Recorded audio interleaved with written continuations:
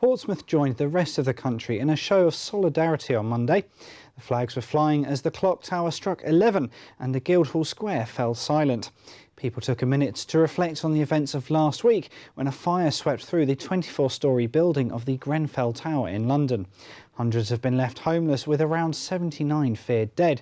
However, it could be many weeks before we know the full impact of the disaster. Police are investigating after 2 incidents of arson occurred in Burridge on Sunday evening. Between 7 and 8 p.m, 2 Range Rovers were set alight and a VW pickup received fire damage on Botley Road. All vehicles were significantly damaged in the incident, with the Range Rovers thought to be the main targets. Police are investigating a report of a taxi driver being robbed on the Isle of Wight. At around midday on the 3rd of May, a man believed to be in his 20s was reported to have threatened the driver with a knife after he had been dropped off at Windmill Close in Cowes. About £100 and some mobile phones were taken.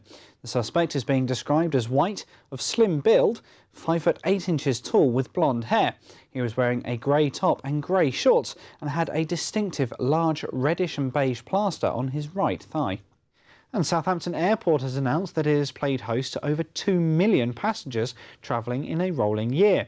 The passenger figures have quadrupled over the last 2 decades, with people now being able to fly to around 40 destinations. To celebrate, the airport have partnered with its airlines to give away free flights as a thank you to their loyal customers who have chosen to fly local. These were awarded using cupcakes, and 200 cakes were handed out in the departures lounge, but only 4 of which were containing the winning treats. And fire services were called out on Monday afternoon following reports of a person becoming trapped in the New Forest.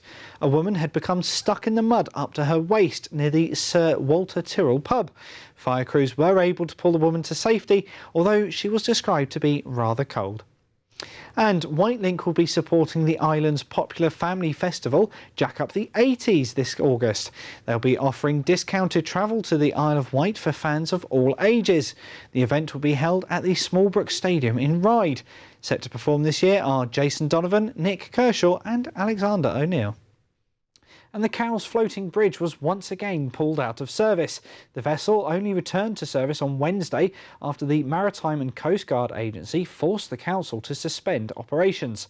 Low tides grounded the bridge, meaning that motorists faced a 10-mile diversion.